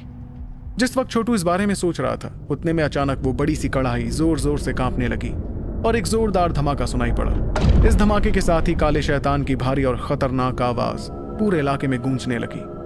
बूढ़े फानीब, तेरी ये टूटी हुई कढ़ाई इस शैतान को ज्यादा देर के लिए नहीं रोक सकती। एक बार मैं आजाद हो जाऊं, फिर इस दुनिया में एक बार फिर अंधेरा छा जाएगा। उस बड़ी सी कढ़ाई में से काले रंग का कोहरा बहुत भारी तादाद में बाहर आता हुआ दिख रहा था। इस कोहरे में से ये अजीबोगरीब और शैतानी हंसी सुनाई दी थी, जिसमें बहुत ज्यादा खतरा भी महसूस किया जा सकता था। वो काले रंग का शैतानी कोहरा कढ़ाई के बाहर इकट्ठा हो गया था और उसके अंदर लाल रंग की दो शैतानी आंखें नजर आ रही थी। इन शैतानी आंखों को देखकर ही किसी के रोंगटे खड़े हो जाते। जब ये आंखें आसपास मौजूद लोगों की भीड़ को देखने लगी तो उस शैतान ने हंसते हुए आगे कहा, इतनी सारी चींटियां, इन्हें तो मैं चुटकियों में मसल सकता हूँ। उसके इतना कहते ही अचानक काले कोहरे में से काले रंग की ढेर सारी रोशनियां बाहर आने लगी और वो सीधे आसमान में मौजूद लोगों पर हमला करने लगी। कुछ बदकिस्मत लोग जो बहुत पीछे नहीं थे उस काली रोशनी से टकरा गए और दर्दनाक चीखों के साथ उनके शरीर सड़ने लगे। अगले पल उनकी हड्डियां तक नहीं बची और वो बहुत बुरी मौत मारे गए। ये खौफनाक मंजर देखकर पूरे आसमान में उथल पुथल मच गई और लोग आंखों में घबराहट के साथ वहां से जाने लगे। तभी छोटू ने भी गहरी सांस लेते हुए अपने साथियों से कहा, साथियों चलो, जल्दी चलो यहां से। काले रंग का शैतान ना जाने कितने हजार सालों से जिंदा था, इसलिए कोई भी उससे टकरा नहीं सकता था। अगर छोटू जैसे योद्धा इस जगह पर रहते तो ये मौत को बुलावा देने जैसा ही कदम होता। नीरजा और बाकियों ने छोटू की बात सुनकर एक झटके में उस जगह से दूर जाना शुरू किया। छोटू और उसके साथी जैसे तैसे काली रोशनियों से बचते हुए वहां से दूर जा रहे थे, लेकिन जो कोई भी उस काली रोशनी से टकराता वो एक झटके में सड़ते हुए गायब हो जाता। इस दौरान छोटू गौर से उस काली रोशनी को देखता रहा जो उसके और उसके साथियों की तरफ पड़ रही थी। इस काली खूंखार रोशनी से निपटने का यकीन तो खुद छोटू में भी नहीं था, क्योंकि उस रोशनी में बड़ी ही रहस्यमयी शक्तियां थी। लेकिन चाहे ये कदम कितना भी खतरनाक क्यों ना था, छोटू अब पीछे नहीं हट सकता था। ऐसा इसलिए क्योंकि जरीना, गुड़िया और बाकी सभी उससे उम्मीद लगाकर बैठे थे। तभी छोटू ने गहरी सांस लेते हुए अपनी शक्तियां बाहर निकालनी शुरू की, लेकिन इससे पहले कि उसकी शक्तियां काले रंग की रोशनी से टकराती, अचानक से एक शरीर छोटू के ठीक सामने आ गया। ये शरीर था जरीना का, जिसे आगे देखकर छोटू के चेहरे पर घबराहट दिखने लगी। फिर छोटू ने चिल्लाते हुए कहा, जरीना तुम पागल तो नहीं हो गई हो? तुम इस हमले को नहीं रोक पाओगी। तभी छोटू को एक बड़ी अजीबोगरीब आवाज जरीना के मुंह से सुनाई दी, जो उसकी आवाज तो बिल्कुल नहीं लग रही थी। अगर कोई इस शैतान को रोक सकता है तो वो मैं ही हूं। यह सुनकर छोटू काफी हैरान दिखने लगा कि इतने में काले रंग की रोशनी जरीना से आकर टकराने लगी, मगर उससे पहले जरीना की आंखों से बर्फीली नीले रंग की रोशनी बाहर निकली, जिसके साथ ही जरीना के बाल भी बर्फीले नीले हो गए। छोटू लगातार ये नजारा देख रहा था और उसके हाथों में काले रंग का पेड़ आ गया था। दरअसल वो पेड़ तैयार था, अगर कोई भी गड़बड़ होती तो वो खुद हमला कर देता। तब उसे इस बात से हरगिज फर्क नहीं पड़ता कि वो उस काली रोशनी को रोक सकता था या नहीं। लेकिन इससे पहले कि वो काली रोशनी जरीना से टकराती, अचानक से लावा के ऊपर बैठे लाल कपड़ों वाले बूढ़े आदमी ने हड़बड़ाते हुए अपनी आंखें खोली और जरीना की तरफ देखकर कहा, बर्फ की मलिका आप। उस आदमी की आंखें लगातार जरीना की तरफ ही देखती जा रही थी और उसकी भारी आवाज में एक अजीब प्राचीन एहसास था। दूसरी तरफ छोटू के चेहरे की रंगत बदल गई जब उसने उस हमले को जरीना से टकराते हुए देखा। इस दौरान जरीना अपने दांत पीसने लगी थी और दैव्य वीणा को बजाने वाली थी कि अचानक उसके सामने की जगह धुंधली पड़ गई। उस धुंधली जगह से लाल कपड़ों वाला आदमी बाहर आ गया, जो एक पल पहले लावा के ऊपर बैठा हुआ था। उसने तुरंत अपना झुर्रियों से भरा हाथ आगे किया और काली रोशनी को एक झटके में तबाह कर दिया। इस अचानक से हुई हरकत को देखकर छोटू और उसके साथी दंग रह गए थे, लेकिन फिर उन्होंने लाल कपड़ों वाले आदमी को देखा तो उनकी परेशानी थोड़ी बढ़ने लगी। तभी छोटू ने धीमी आवाज में कहा, जरीना बिल्कुल ठीक कह रही थी, ये आदमी अभी तक जिंदा है। पर उस लाल कपड़ों वाले आदमी की नजरें तो जरीना पर ही अटकी हुई थी। जरीना को देखकर वो जैसे गहरी सोच में पड़ गया था, लेकिन उसके मुंह से कोई आवाज नहीं निकली। जरीना भी लाल कपड़ों वाले उस आदमी को ही देखती रही, जो उसकी मदद करने के लिए अजीबोगरीब अंदाज में वहां आ गया था। सबसे हैरान कर देने वाली बात यह थी कि प्राचीन वक्त के इस खतरनाक योद्धा के सामने होने पर भी जरीना को उससे जरा भी डर महसूस नहीं हो रहा था। इतने में छोटू ने अपना हाथ आगे बढ़ाया और उसने जरीना को पीछे खींचते हुए अपने पास किया। उसके हाथों में काले रंग का पेड़ दिखाई दे रहा था, जिसके साथ ही छोटू ने बड़ी इज्जत भरी आवाज में कहा, देखिए बुजुर्ग, हमारा इरादा आपको परेशान करने का बिल्कुल नहीं था। आप फिक्र मत कीजिए, हम तुरंत यहाँ से चले जाते हैं। अब जो कि वो आदमी छोटू के इतने करीब आ गया था, इसलिए छोटू को उसके शरीर से एक बड़ी ही खतरनाक शक्ति महसूस हो रही थी, जो अजीब के साथ साथ काफी रहस्यमयी भी थी। ये शक्ति कुछ ऐसी थी जैसे वो ना तो जिंदा हो और ना ही मरी हुई। ये शक्तियां कुछ हद तक इफरात लाश की शक्तियों जैसी थी, लेकिन इस लाश में अपनी समझ थी जो इफरात लाशों में बिल्कुल नहीं होती थी। पर लाल कपड़ों वाले आदमी ने तो जैसे छोटू की बात सुनी ही नहीं। उसकी आंखें लगातार जरीना को ही देखती जा रही थी, जिस वजह से नीरजा और बाकी सभी लोग भी थोड़े परेशान होने लगे। सभी के शरीर से थोड़ी थोड़ी शक्तियां निकलने लगी थी और वो किसी भी वक्त उस आदमी पर हमला करने के लिए तैयार हो गए थे। जिस दौरान सभी लोग परेशान हो रहे थे, उतने में उस लाल कपड़ों वाले आदमी ने जरीना को नमस्ते किया, जिसके बाद वो बिना कुछ कहे वहां से चला गया। हवा में चलते हुए वो सीधे उस जगह पर पहुंचा जहां काले रंग का कोहरा मंडराता हुआ नजर आ रहा था। उस आदमी को इस तरह वहां से जाते देख नीरजा और बाकी लोग काफी हैरान हो गए थे, और ऐसी हैरानी जरीना के चेहरे पर भी थी। उन्हें बिल्कुल समझ नहीं आ रहा था कि आखिर वो प्राचीन आदमी इस तरह बर्ताव क्यों कर रहा था। छोटू ने अपनी कसी हुई मुट्ठियों को आराम दिया और उसे कुछ समझ आने लगा। लगता है कि इस आदमी को समझ आ गया है कि जरीना असल में किसी का पुनर्जन्म है, जिसे ये आदमी पहचानता था, नहीं तो ये कभी जरीना के सामने इस तरह नमस्ते नहीं करता। तभी विहान ने उस आदमी और काले कोहरे को देखकर सवाल किया, मेरी समझ में नहीं आ रहा कि आखिर ये दोनों करने क्या वाले हैं। छोटू भी इस नजारे को देखता जा रहा था और उसे ऐसा लग रहा था जैसे वो लाल कपड़ों वाला आदमी काले शैतानी कोहरे से मुकाबला करने वाला था। आसमान में शक्तियां ही शक्तियां नजर आ रही थी जो लाल कपड़ों वाले आदमी के शरीर से निकलती जा रही थी। उसके बाद वो एक बहुत बड़े जाल में बदल गई, जिसने काले कोहरे को हर तरफ से घेर लिया। वहीं उस कोहरे ने जब ऐसा होते हुए देखा तो तुरंत काले रंग की रोशनियों से उस जाल पर हमला कर दिया। लेकिन इस बार वो पिछली बार की तरह ताकतवर साबित नहीं हुआ, बल्कि उसकी काले रंग की रोशनियां तो एक झटके में जलकर गायब हो गई। तभी उस काले कोहरे में जलती लाल रंग की दो शैतानी आंखों ने सामने खड़े लाल कपड़ों वाले आदमी से हंसकर कहा, बूढ़े फानेब, इतने साल हो गए हमें मुकाबला किए हुए, तुम्हारी इतनी बुरी हालत हो जाएगी ये कभी कोई सोच भी नहीं सकता था। तुम ना तो जिंदा हो और ना ही मरे हुए हो। लगता है तुम पुनर्जन्म लेने में नाकाम रहे। मैंने ठीक कहा ना? इस पर लाल कपड़ों वाले ने अपनी नजर उस शैतान पर करते हुए जवाब दिया, मैं अब तक इसलिए जिंदा हूं ताकि मैं तुझ जैसे शैतानों को कैद कर सकूं। लेकिन काले कोहरे में छुपे शैतान ने तो बड़े ही आराम से कहा, क्या कहा तुमने? तुम मुझे कैद करोगे? तुम इंसानों को पता ही नहीं है कि आखिर हम क्या चीज है। अगर उस वक्त उस आदमी ने पुनर्जन्म लेकर दोनों दुनिया के बीच की दरार को बंद नहीं किया होता तो क्या तुम्हारी दुनिया अभी तक बच पाती? बिल्कुल नहीं। ये सुनते ही लाल कपड़ों वाले आदमी ने साफ साफ जवाब दिया, चाहे कुछ क्यों ना हो, आखिर में तो हम ही वो युद्ध जीते थे, और इस बार भी मैं फिर से तुझे जाल में कैद करने में कामयाब हो जाऊंगा। इतना कहकर उस आदमी ने अपना हाथ ऊपर किया और पहाड़ के बीच दिखाई देती बड़ी सी कढ़ाई अचानक कांपने लगी, बल्कि उसमें से बहुत खतरनाक आग बाहर निकली जो काले कोहरे को तेजी से अपने अंदर खींचने लगी। लेकिन वो काला कोहरा भी कोई कमजोर ताकत नहीं था, इसलिए वो एक बहुत बड़े हाथ में बदल गया, जिसने कढ़ाई में जलती आग पर हमला करते हुए कहा, मेरे जैसा कमजोर प्राणी सिर्फ सपने देख सकता है। मेरे जैसे महान प्राणी को कैद करने के। अनगिनत आग की लपटें उस कढ़ाई से निकलकर काले रंग के हाथ की तरफ पड़ती रही, जिससे वो काले रंग का शैतान भी देखता गया। फिर उसने खौफनाक आवाज में चिल्लाते हुए कहा, शैतानी शक्तियों, इस दुनिया को निगल जाओ। दरअसल उसने भी थोड़ा खतरा महसूस किया था जब इतनी सारी आग उसकी तरफ बढ़ती जा रही थी। आखिर में वो इकट्ठा हुआ काला कोहरा पूरी तरह बिखर गया और अचानक से आसपास की जगह धुंधली दिखने लगी। इस नजारे को देखकर ऐसा लग रहा था जैसे शैतानी शक्तियां उस जगह के आयाम को खत्म करने लगी थी। इतने में काली शक्तियां और लाल रंग की आग एक दूसरे से जाकर टकरा गए और एक दिल दहला देने वाला धमाका उस जगह पर सुनाई पड़ा। सिर्फ यही नहीं, बल्कि पूरी दुनिया एक पल के लिए कांप उठी थी, जिसमें सिर्फ दो रंग नजर आ रहे थे, एक लाल तो दूसरा काला। ऐसी खतरनाक शक्तियों को महसूस कर आसपास मौजूद लोगों के रोंगटे खड़े हो गए और वो हड़बड़ा कर और पीछे हो गए। तब तक वो काले रंग का शैतानी हाथ आकर उस लाल कढ़ाई से टकरा गया और वो कढ़ाई छोटी होते हुए जोर से जमीन पर जा गिरी। ये देखकर उस शैतान ने हंसते हुए कहा, तुम्हारी ये टूटी हुई कढ़ाई पहले से कई गुना कमजोर पड़ गई है। क्या अभी भी तुम्हें लगता है कि ये मुझे कैद कर पाएगी? तो कैसे रोक पाएगा वो प्राचीन आदमी दुनिया तबाह करने की ताकत रखने वाले काले शैतान को। और क्या छोटू को मिल पाएगा ज्वाला बस्ती का खजाना? जानने के लिए सुनते रहिए दी one and only RJ Revansh के साथ सुपर योद्धा, सिर्फ आपके अपने पॉकेट एफएम पर। काले शैतान की बात पर लाल कपड़ों वाले आदमी ने अपनी भारी आवाज में जवाब दिया, अगर तुझे ऐसा लगता है कि मेरी ये कड़ाही तुझे कैद नहीं कर सकती तो तुझसे गलत और कोई नहीं हो सकता।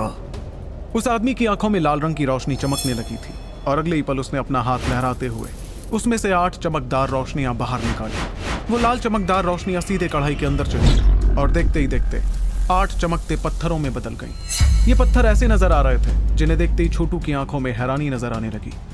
दरअसल कढ़ाई के पिघलने पर उसे एक सिक्का मिला था जिसे बनाने वाली चीज हूबहू इन लाल चमकदार पत्थरों जैसी ही लग रही थी। इस दौरान उस आदमी के द्वारा तैयार किए गए 8 चमकदार पत्थर आसमान में उड़ने लगे और पलक झपकते ही वो बहुत बड़े ज्वालामुखियों में बदल गए। वो ज्वालामुखी लगातार कांपते जा रहे थे और उनके अंदर से खौलता लावा बाहर निकलता गया। आखिर में उस खौलते लावा से आसमान में 8 बहुत बड़े लावा दरवाजे तैयार हो गए। वो लावा दरवाजे हवा में तैर रहे थे, लेकिन उन्हें देखकर ऐसा लग रहा था जैसे वहां जो पत्थर थे वो गायब हो गए थे। यही वजह थी कि उस आदमी ने जो ताकतवर तकनीक इस्तेमाल की थी वो अपनी चरम की ताकत पर नहीं थी। आसमान में खौलता लावा नाचता रहा, जिससे वहां मौजूद हर किसी को बेइंतहा गर्माहट महसूस होने लगी। यहाँ तक कि कुछ लोगों के शरीर तो उबलने लगे और तभी वो लाल कपड़ों वाला आदमी अपनी भारी आवाज में चिल्लाया, यहाँ जितने भी लोग मौजूद हैं वो तुरंत यहाँ से चले जाएं। इसके साथ ही लोगों के आसपास की जगह अचानक कांपने लगी और वहां धुंधलाहट भरी जगहों में ढेर सारे आयाम नजर आने लगे। इन आयामों को वहां आते देख सभी समझ गए थे कि उनके जरिए जान बचाकर भागा जा सकता था, इसलिए बिना देर किए बहुत से लोग इन आयामों में घुसकर भाग गए। सभी को पता था कि अगर वो यहाँ रुकते तो वो किसी भी कीमत पर दोनों दिग्गजों की लड़ाई के चलते जिंदा नहीं बच पाते। ऐसे में किसी के भी जहन में ज्वाला बस्ती का खजाना हासिल करने का ख्याल नहीं आया, बल्कि अपनी जिंदगी बचाना सभी के लिए सबसे ज्यादा जरूरी था। इतने में छोटू ने एक नजर उस लाल कपड़ों वाले आदमी को देखा और फिर अपने साथियों से कहा, तुम लोगों को भी जल्द से जल्द यहाँ से चले जाना चाहिए, जल्दी करो। इस पर जरीना को समझ आने लगा कि छोटू शायद उनके साथ वहां से नहीं जाने वाला था। इस बात के चलते उसने परेशानी भरी आवाज में पूछा, तुम लोगों से तुम्हारा क्या मतलब है? क्या तुम हम लोगों के साथ नहीं आ रहे हो? लेकिन उसकी बात पर छोटू ने तुरंत जवाब देते हुए कहा, मेरी फिक्र मत करो, मुझे कुछ नहीं होगा, बाहर मेरा इंतजार करना, मैं जल्द बाहर आ जाऊंगा। इतना कहकर उसने देखा कि यासीन और बाकी दोनों असल में जमीन पर गिरी लाल कढ़ाई की तरफ चुपके से चले गए थे। जाहिर सी बात थी कि यह कढ़ाई एक अनंत खजाना थी, इसलिए मीरांश दल के तीनों राजकुमार उसे चुराना चाह रहे थे। वहीं नीरजा की नजर भी यासीन और बाकी दोनों राजकुमारों पर पड़ी और उसके चेहरे का रंग बदलने लगा। वो भी समझ गई थी कि आखिर छोटू पीछे क्यों रहना चाहता था। इस वजह से नीरजा ने अपना हाथ लहराया और सभी के साथ वो भी आयामी दरवाजे में जाने लगी। नीरजा को पता था कि अगर यासीन और उसके साथियों ने वो कढ़ाई हासिल कर ली तो यावर दल के योद्धाओं के लिए आगे जाकर बहुत बड़ी मुश्किल खड़ी हो जाती। इसलिए नीरजा ने तुरंत जरीना का हाथ पकड़कर सभी के साथ आयामी दरवाजे की तरफ जाना सही समझा। जब छोटू ने देखा कि नीरजा सभी के साथ आयामी दरवाजे से चली गई तो उसने चैन की सांस लेते हुए अपनी नजर तीनों राजकुमारों की तरफ की। उन्हें देखते ही छोटू की आंखों में अजीब सी बेरहमी नजर आने लगी और वो धीमी आवाज में कहने लगा, इतना बड़ा बवाल मचाने के बाद भी इन तीनों की बेशर्मी तो देखो, अभी तक खजाना चुराने की कोशिश में लगे हुए हैं, लेकिन चाहे कुछ भी क्यों ना हो जाए मैं ये कढ़ाई इनके हाथ तो हरगिज नहीं लगने दूंगा। इस वक्त पूरा आसमान हंगामे से भर गया था और चारों दिशाओं में आयामी दरवाजे नजर आ रहे थे। इन दरवाजों में लोग लगातार जाते गए ताकि वो सही सलामत इस खतरनाक जगह से बाहर हो जाएं। लेकिन जो लोग अपनी जान बचाने में लगे हुए थे उनके अलावा भी कुछ ऐसे लोग थे जो हड़बड़ा नहीं रहे थे और तो और उनकी नजरें सीधे उस चमकदार कढ़ाई पर थी जो जमीन पर गिर गई थी। जाहिर सी बात थी कि ऐसे अनहद खजाने को देखकर सभी के जी ललचा गए। इससे पहले लाल कपड़ों वाले आदमी ने कढ़ाई का इस्तेमाल कर एक बहुत ही ताकतवर हमला किया था, इसलिए बाकी योद्धाओं की नजरों में अगर वो उस कढ़ाई को हासिल कर लेते तो वो भी उतना ही ताकतवर हमला कर पाते। ऐसे ही लालच के चलते ढेर सारी हवाएं आगे बढ़ती रही और सबसे पहले उस चमकदार लाल कढ़ाई के पास पहुंच गईं। वहां पहुंचकर सभी ने उस कढ़ाई को हथियाने की कोशिश शुरू कर दी। ये देखकर छोटू के चेहरे पर थोड़ी परेशानी दिखी, मगर वो कुछ करने की जल्दबाजी में हरगिज नहीं था। लाल रंग की कढ़ाई असल में एक रहस्यमयी खजाना थी और तो और वो लाल रंग के कपड़ों वाला आदमी ही उस कढ़ाई का असली मालिक था। चाहे वो इस वक्त काले कोहरे के साथ उस खतरनाक मुकाबले में लगा हुआ था, लेकिन वो ऐसे लालची योद्धाओं को मुश्किल में तो डाल ही सकता था। तभी एक खूबसूरत लड़की उड़ते हुए छोटू के पास आई और उसने हल्की हैरानी के साथ उससे पूछा, तुम यहाँ से नहीं जा रहे हो क्या? ये सुनते ही छोटू तुरंत पीछे मुड़ा और उसने देखा कि ये सवाल पूछने वाली अरान्या थी। अरान्या को देखकर छोटू ने उल्टा उससे सवाल पूछ लिया, तुम भी तो यहीं पर हो, क्या तुम भी उस कढ़ाई को हासिल करने के लिए यहाँ पर रुकी हुई हो? इस पर अरान्या ने बड़े ही साफ अंदाज में छोटू को बताया, नहीं, मुझे उस कढ़ाई में कोई दिलचस्पी नहीं है। मैं यहाँ सिर्फ इस मुकाबले को देखने के लिए रुकी हूँ। अगर ये काला शैतान इस दुनिया से बाहर आ गया तो ये हमारी दुनिया में बहुत तबाही मचाएगा। वैसे तो अरान्या नहीं जानती थी कि आखिर वो काला शैतान कौन था और आया कहाँ से था, लेकिन वो इतना जरूर समझ रही थी कि वो शैतान इंसानियत के लिए तो बिल्कुल अच्छा नहीं था, और अगर वो इस कैद से पूरी तरह आजाद हो जाता तब तो शैतान नगर में रहने वाला हर इंसान बुरी तरह मारा जाता। छोटू ने उसकी बात समझते हुए अपना सिर हिलाया। वो भी जानता था कि अगर इस शैतान को खत्म करना या कैद करना जरूरी नहीं होता तो प्राचीन वक्त के ताकतवर योद्धा कभी इकट्ठा नहीं होते इन शैतानों से निपटने के लिए। इस ख्याल के साथ ही छोटू ने अपनी नजर आसमान की तरफ की, जहां उसे 8 लावा के दरवाजे नजर आ रहे थे। खौलता लावा हर दिशा में उछलता जा रहा था, जिससे एक बड़ा सा लावा जाल तैयार हो गया था। वो नजारा भले ही कितना ही खतरनाक क्यों ना था, लेकिन वो देखने में तो बड़ा ही शानदार लग रहा था। इन 8 लावा के दरवाजों के बीच वो काले रंग का शैतान बचने की कोशिश करता रहा। वो अपने शरीर से ढेर सारा काला कोरा निकालता गया, जो अपने आसपास दिखते खौलते लावा से निपटने की कोशिश करने लगा। मगर मौजूदा हालात को देखकर ऐसा लग रहा था जैसे वो काला शैतान भी उस लावा के दरवाजों से काफी घबरा रहा था। उसके हमले और ज्यादा ताकतवर होते गए और उसकी हंसी पूरी तरह से गायब हो गई। इस दौरान लाल रंग के कपड़ों वाला आदमी 8 दरवाजों के बीच मंडराता रहा। उसकी नजरें लगातार काले शैतान पर ही थी और वो थोड़ी फिक्र में ही दिख रहा था। बीच बीच में वो अपने तैयार किए गए जाल को भी देखता, जिसे देखकर उसकी फिक्र थोड़ी बढ़ जाती। वहीं नीचे गिरी लाल चमकदार कढ़ाई के पास फिलहाल बहुत से लोग इकट्ठा हो गए थे, लेकिन इससे पहले कि वो कुछ करते, अचानक से एक ताकतवर हमला आया जिसने सभी को पीछे धकेल दिया। जब पीछे हुए लोगों ने देखा कि किसने उन पर ऐसा हमला किया तो उन्होंने गुस्से भरी आवाज में चिल्लाकर कहा, यासीन, तुम अपनी हद से बाहर जाकर हमसे दुश्मनी कर रहे हो। ये कढ़ाई मीरांश दल की नहीं है, इसलिए कोई भी इसे हासिल कर सकता है। इस पर लोमान ने मुस्कुराते हुए सभी की बात का जवाब दिया, तो क्या हुआ अगर ये कढ़ाई हमारे मीरांश दल की नहीं है? अब तो ये हमारी ही हो जाएगी ना।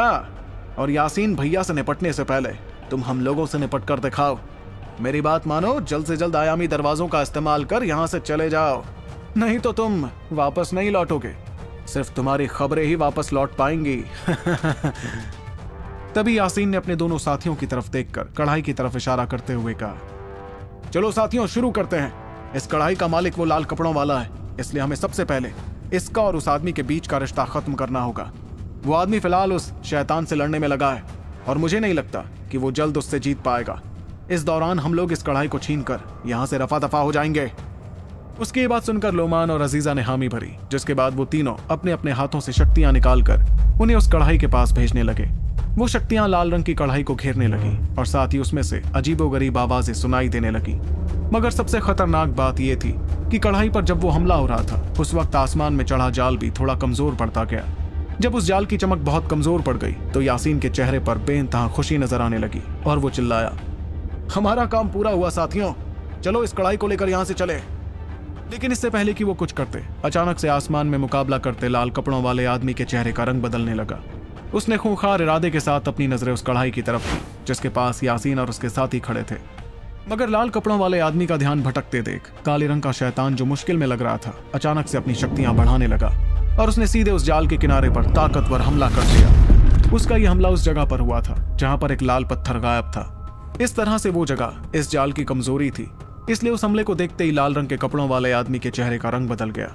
उसने तुरंत अपनी मुट्ठी कसते हुए खौलते लावा को 8 दरवाजों में फेंका, जो एक दूसरे से मिलकर बेरहमी से उस काले कोहरे पर हमला करने लगा।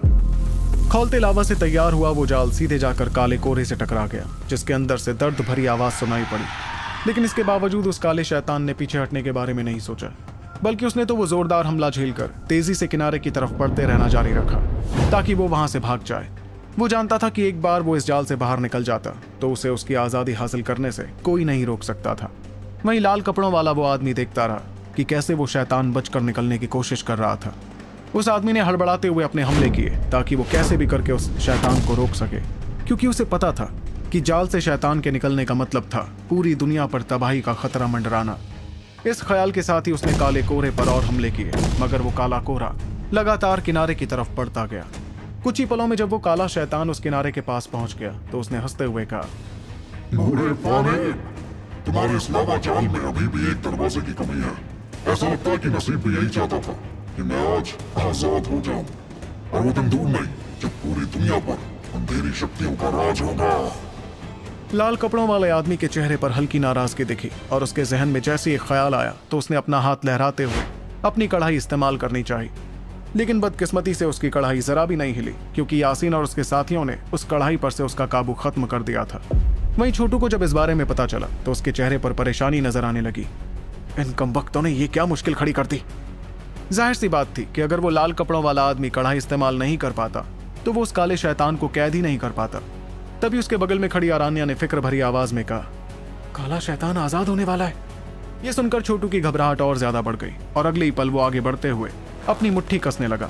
उसने तुरंत अपने पास से लाल रंग का सिक्का बाहर निकाला, जो दरअसल लाल चमकते पत्थर से बना था। फिर छोटू बेझिझक उस सिक्के को हवा में फेंकते हुए चिल्लाया, बुजुर्ग, इसे इस्तेमाल कीजिए। छोटू की बात सुनते ही लाल कपड़ों वाले आदमी का ध्यान उसी तरफ हुआ और उसने तुरंत उस लाल चमकती चीज को अपने पास आते देखा। जब उसने उस लाल चमकती चीज को पहचाना कि वो उस पत्थर से ही बनी हुई थी जिससे उसकी बाकी सारी चीजें बनी थी, तो उसके चेहरे पर हैरानी और खुशी नजर आने लगी। तब उस आदमी ने हैरत भरी आवाज में कहा, इस तकनीक का आखिरी हिस्सा तुम्हारे पास है। इतना कहकर उसने तुरंत वो सिक्का हासिल किया और उसे सीधे उस किनारे पर फेंक दिया जहां का पत्थर गायब था। उसके ऐसा करते ही अचानक उस जगह पर एक बड़ा लावा का दरवाजा तैयार हो गया, जिससे वो तकनीक न सिर्फ पूरी हो गई बल्कि पहले के मुकाबले बहुत ज्यादा मजबूत भी हो गई।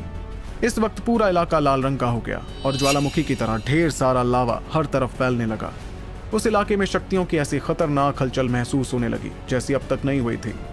तभी उस लाल कपड़ों वाले आदमी ने अपनी नजरें काले शैतान की तरफ करते हुए कहा, ऐसा लगता है कि ऊपर वाला चाहता ही नहीं कि तू इस जगह से कहीं भी जाए। वो देख रहा था कि काले रंग का शैतान उस जाल के पूरे होते ही काफी कमजोर पड़ गया था। उसके चेहरे पर बेइंतहा नाराजगी नजर आ रही थी, क्योंकि इस अचानक से आते बदलाव ने उसकी मुश्किलें काफी बढ़ा दी थी। लेकिन तभी उस काले शैतान की लाल चमकती आंखें तुरंत छोटू की तरफ हुई और उसने चिल्लाते हुए कहा, तेरी इतनी हिम्मत कि तू इस शैतान की आजादी के रास्ते में आया।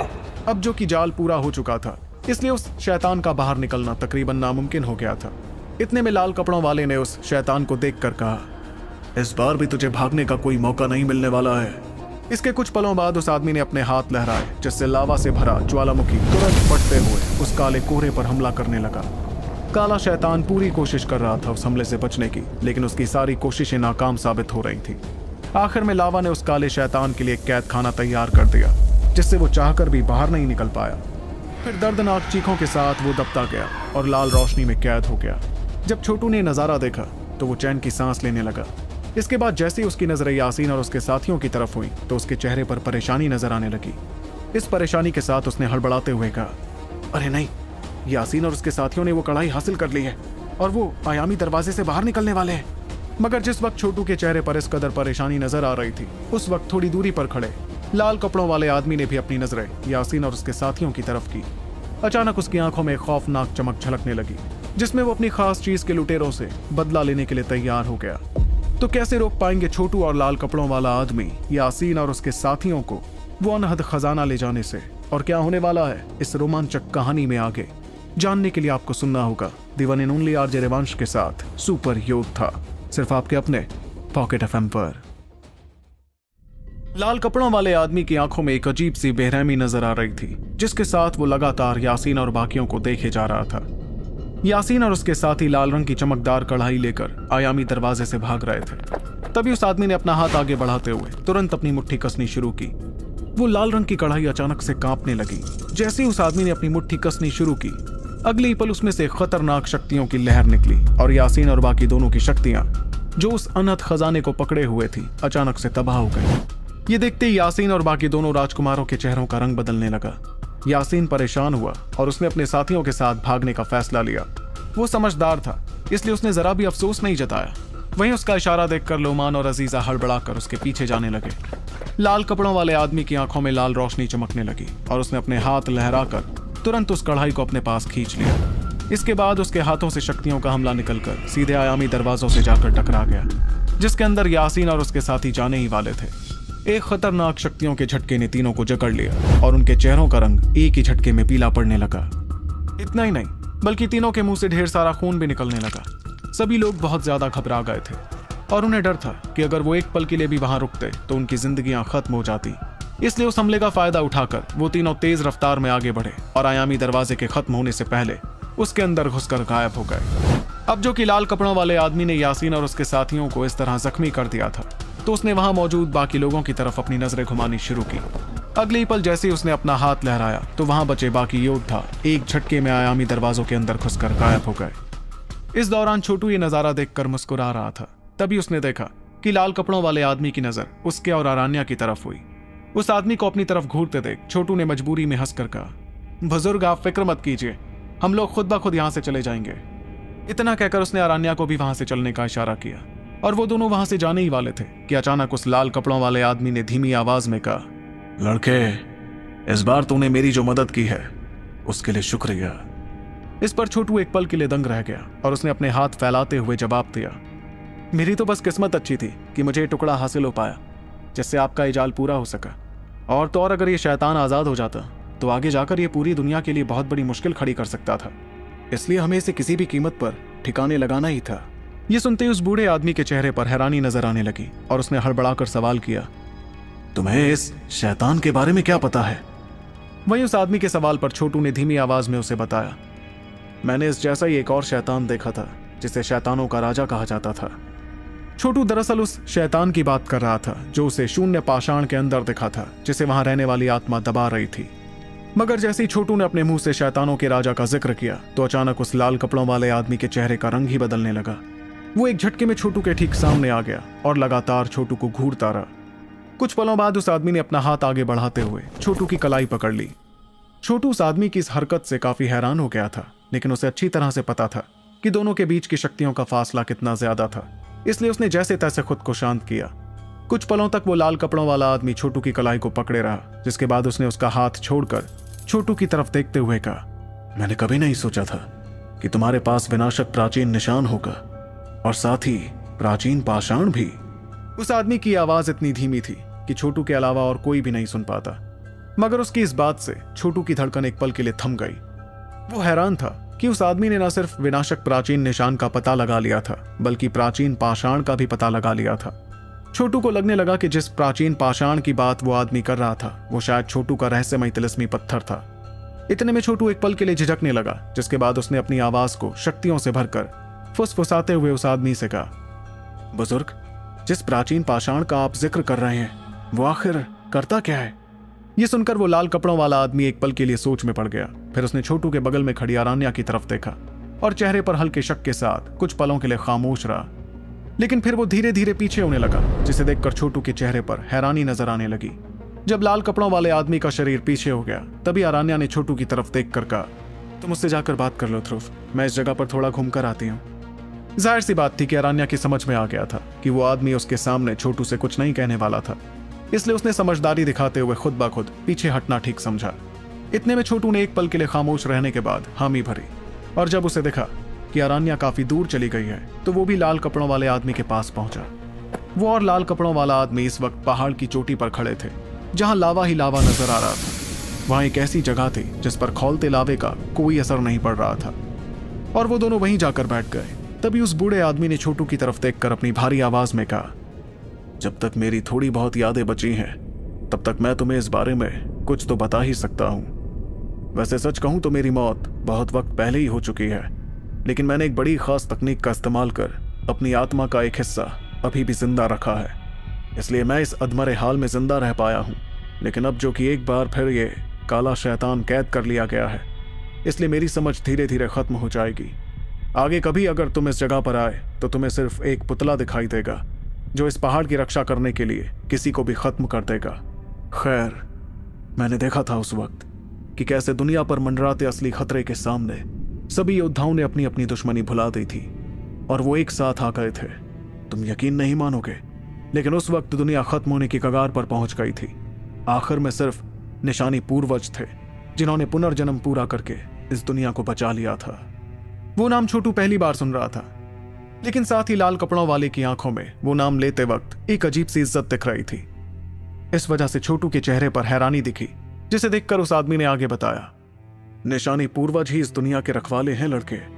अगर उन्होंने उस वक्त पुनर्जन्म पूरा करके दोनों दुनियाओं का फासला पूरा नहीं किया होता तो शायद ब्रह्मांड में लाई गई दरार कभी भर नहीं पाती। और अंधेरे की शक्तियां हजारों सालों तक इस दुनिया पर राज करती रहती। निशानी पूर्वज ही थे, हमारे प्लूटोनिया के रखवाले, और तुम्हारे हाथ में जो प्राचीन पाषाण है वो निशानी पूर्वज की ही अमानत है। ये सुनते ही छोटू की आंखें बड़ी हो गई, क्योंकि ये पहली बार था जब उसे तिलिस्मी पत्थर के बारे में कुछ पता चला था। भले ही वो जानता था कि तिलिस्मी पत्थर बड़ी खास चीज थी, लेकिन उसने कभी नहीं सोचा था कि वो प्लूटोनिया के रखवाले निशानी पूर्वज की अमानत होगी। इतने में उस लाल कपड़ों वाले आदमी ने अपनी बात जारी रखी। जिस दौरान महायुद्ध हुआ था, उस वक्त इस अकेले प्राचीन पाषाण ने 3 राजाओं को एक साथ कैद कर लिया था, मगर बदकिस्मती से ये पाषाण बुरी तरह जख्मी हो गया था। मेरे ख्याल से फिलहाल ये जागा नहीं होगा, क्योंकि इसके जख्म बहुत गहरे थे। अब तुम इसे जगाने में कामयाब होते हो या नहीं, ये तो तुम्हारे नसीब पर ही निर्भर करेगा। देखा जाए तो उस वक्त हम लोग भले ही इन शैतानों के सरताज को कैद करने में कामयाब रहे थे, लेकिन इसे हमारी जीत नहीं कहा जा सकता। ऐसा इसलिए क्योंकि ना जाने आगे जाकर कहीं वो शैतानों का सरगना उस कैद से आजाद ना हो जाए। हमने उस वक्त दुनिया बचा तो ली थी, लेकिन ऐसा करने के लिए हमें बहुत बड़ी कीमत चुकानी पड़ी थी। मुझे यकीन है कि समय का पहिया घूमेगा और एक न एक दिन अंधेरे की शक्तियों का वो सरताज आजाद हो जाएगा। तब ब्रह्मांड पर छाए खतरे को कौन रोक पाएगा? इसका फैसला उस ऊपर वाले के हाथ में है। उस आदमी की बात सुनकर छोटू के जहन में ख्याल आने लगा, जिसके साथ ही उसने तुरंत सवाल किया, बुजुर्ग, शैतानों के जिस सरदार की आप बात कर रहे हैं, कहीं वो ब्रह्मांड पर मंडराता सबसे बड़ा खतरा जायरन तो नहीं है? और जैसे छोटू ने जायरन का नाम लिया तो एक बार फिर उस आदमी के चेहरे का रंग बदलने लगा।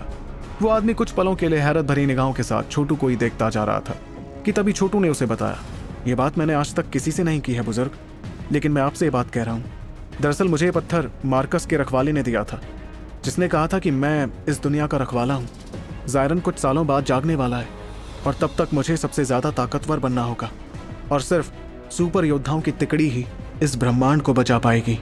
ये सुनते वक्त लाल कपड़ों वाला आदमी दंग रह गया और कुछ पलों के लिए तो वो खामोश ही रहा, लेकिन फिर उसने अपना हाथ लहराकर छोटू की तरफ देखते हुए कहा, अगर ऐसी बात है तो शायद नसीब ने तुम्हें चुना है प्लूटोनिया के लिए और अगला निशानी पूर्वज बनने के लिए। देखो, मैं बहुत जल्द अपनी समझ खोने लगूंगा, इसलिए उससे पहले मैं अपनी तरफ से तुम्हें कुछ देना चाहता हूँ इस दुनिया को बचाने के लिए। इतना कहकर उस आदमी ने लाल रंग की चमकती कढ़ाई हाथ में लेकर सीधे छोटू को पकड़ा दी। ऐसा करते हुए उस आदमी ने कहा, यह है मेरा सबसे खास खजाना, ज्वाला कढ़ाई। ये एक बेहद ताकतवर अनंत खजाना है, लेकिन आगे जाकर ये मेरे किसी काम नहीं आने वाला। भले ही तुम अपनी मौजूदा शक्तियों के हिसाब से तो इसे पूरी तरह इस्तेमाल नहीं कर पाओगे, लेकिन फिर भी ये तुम्हारे लिए बहुत फायदेमंद साबित होगी, इसलिए मैं चाहता हूं कि तुम इसे रख लो। ये देखते हुए छोटू ने वो लाल चमकदार कढ़ाई हासिल की और इस दौरान उसके चेहरे पर हैरानी बरकरार थी। उसने धीरे से अपना सिर हिलाया कि तभी लाल कपड़ों वाले आदमी ने कुछ सोचकर अपने पास से एक और चीज बाहर निकाली। वो चीज बहुत ही ज्यादा चमकदार थी और उसमें बेइंतहा शक्तियां भी महसूस की जा सकती थी। गौर से देखने पर समझ आ रहा था कि वो चीज असल में सफेद रंग की एक गोली थी, जिसे उस बूढ़े आदमी ने छोटू को पकड़ाते हुए कहा, इस गोली को खा लो, क्योंकि इससे तुम्हारी शक्तियां बहुत ज्यादा बढ़ जाएंगी। वो अलग बात है कि फिलहाल तुम्हारा शरीर इतना मजबूत नहीं है कि इसकी पूरी शक्तियों को सोख पाए, इसलिए बहुत सी शक्तियां तुम्हारे शरीर के किसी कोने में बैठ जाएंगी। उसके बाद जब तुम उस शक्ति के काबिल हो जाओगे, तब वो शक्तियां तुम्हारे पास आ जाएंगी। छोटू को वो गोली देने के साथ ही उस आदमी के चेहरे की चमक पूरी तरह से गायब हो गई और वो पूरी तरह से सफेद पड़ गया था। इतने बेशकीमती तोहफे हासिल करने के बाद छोटू को समझ ही नहीं आ रहा था कि वो उस बुजुर्ग को क्या कहे। तभी उस बुजुर्ग ने कहा, मुझे इस प्राचीन पाषाण पर पूरा यकीन है कि ये सही इंसान के पास ही होगा। वैसे मेरा नाम है फानिब, लेकिन लोग मुझे बूढ़े फानिब के नाम से भी जानते हैं, जबकि अभी मेरी उम्र ही क्या हुई है। खैर, मेरी इस मदद को तुम कोई एहसान मत समझना, इसे एक तरह से मेरा योगदान समझ लो दुनिया की रखवाली के लिए। और हाँ, तुम्हारी उस दोस्त का ध्यान रखना जिसका हाथ खींचकर वो लड़की यहां से चली गई थी। ये सुनकर छोटू समझ गया कि वो बुजुर्ग जरूर जरीना की बात कर रहे थे। इस पर छोटू ने हल्की झिझक के साथ सवाल किया, अब बुजुर्ग, अगर आप बुरा ना माने तो क्या मैं एक बात पूछ सकता हूँ? क्या आप उसके अंदर छुपे अवतार को जानते हैं? वहीं छोटू के चेहरे की झिझक देखकर उस बूढ़े आदमी ने हंसते हुए कहा, हाँ, कह सकते हो कि मैं उन्हें बहुत अच्छी तरह से जानता हूँ। मुझे देखकर बहुत अच्छा लगा कि वो पुनर्जन्म लेने में कामयाब रही। वाकई वो निशानी पूर्वज की सबसे काबिल शिष्य कहलाने के लायक थी। और तो और निशानी पूर्वज के लिए वो सबसे ज्यादा खास भी थी। तभी छोटू ने मुस्कुराकर अपना सिर हिलाया और उस बुजुर्ग से वादा किया, फिक्र मत कीजिए बुजुर्ग, मैं उसका अच्छे से ध्यान रखूंगा। वैसे क्या मैं जान सकता हूं कि आपको बचाने का कोई तरीका है क्या? ये सुनकर उस आदमी की आंखें धीरे धीरे बंद होने लगी और उसके चेहरे पर एक प्यारी मुस्कुराहट आ गई। फिर उस आदमी ने अपनी आंखें पूरी तरह बंद करने के बाद अपनी भारी आवाज में जवाब दिया, जब तुम भी अवतार बन जाओगे तब तुम इस जगह पर लौट कर आना। इतना कहकर वो लाल कपड़ों वाला आदमी किसी बुत जैसा हो गया। छोटू भी उसे देखता जा रहा था और समझ गया कि अब उस आदमी की समझ खत्म हो गई थी। फिलहाल उसे मरा हुआ माना जा सकता था। अब से कुछ देर बाद शायद वो दोबारा अपनी आंखें खोलता, लेकिन तब वो सिर्फ एक पुतला होता जिसका इकलौता मकसद रहता पहाड़ी की रक्षा करना। इस बात के एहसास से छोटू ने उस बूढ़े आदमी को नमस्ते किया और वो पास ही एक जगह देखकर अपने हाथों में रखी गोली खाने बैठ गया। जमीन पर बैठते ही उसने उस गोली को अपने मुंह में भरते हुए कहा, मेरे ख्याल से इस गोली को खाने के लिए इससे बेहतर कोई और जगह हो ही नहीं सकती है। और छोटू ने जैसे ही वो गोली अपने मुंह के अंदर डाली तो अचानक से उसके चेहरे का रंग पूरी तरह से लाल हो गया। वो महसूस कर पा रहा था कि बेइंतहा शक्तियां उसके मुंह से होते हुए शरीर के हर हिस्से में भरती जा रही थी। तब छोटू ने अपने शरीर से हरे रंग की रोशनी बाहर निकाली ताकि वो उस बेइंतहा शक्ति को झेल सके जो गोली से निकल रही थी। इतना ही नहीं बल्कि छोटू का शरीर भी किसी ड्रैगन के शरीर में बदल गया था, क्योंकि इस कदर शक्तियों को सोखने के लिए उस शरीर को बहुत ज्यादा मजबूत होना पड़ता। कुछ ही पलों में छोटू को अपने शरीर में बेतहाशा दर्द महसूस होने लगा, जो असल में शक्तियों के बहने की वजह से महसूस हो रहा था। इस दर्द को महसूस कर छोटू अपने दांत पीसते हुए गहरी सांस लेने लगा और एक झटके में उसके सामने इफरात लाश आकर खड़ी हो गई। छोटू नहीं चाहता था कि इस वक्त उस पर कोई हमला कर दे, इसलिए वो इफरात लाश की रखवाली चाह रहा था। फिर अपने हाथों से अलग अलग सील बनाते हुए छोटू ने विनाशक प्राचीन निशान की मदद लेनी शुरू की और वो अपने शरीर में बहती अनगिनत शक्तियों को काबू करने की कोशिश में जुट गया। लेकिन छोटू विनाश की शक्तियों की मदद से इस कदर शक्तियों को सोख पाता या नहीं, इस सवाल का जवाब तो सिर्फ वक्त ही दे सकता था। तो आखिर कैसे सोख पाएगा छोटू इस ताकतवर बुजुर्ग की शक्तियों को, और क्या होगा जब वो बाहर निकलेगा ज्वाला बस्ती की इस दुनिया से? कैसे रोक पाएंगे यावर दल के योद्धा मीरांश दल के ताकतवर योद्धाओं को? जानने के लिए आपको सुनना होगा दी one and only RJ Revansh के साथ सुपर योद्धा, सिर्फ आपके अपने पॉकेट एफएम पर।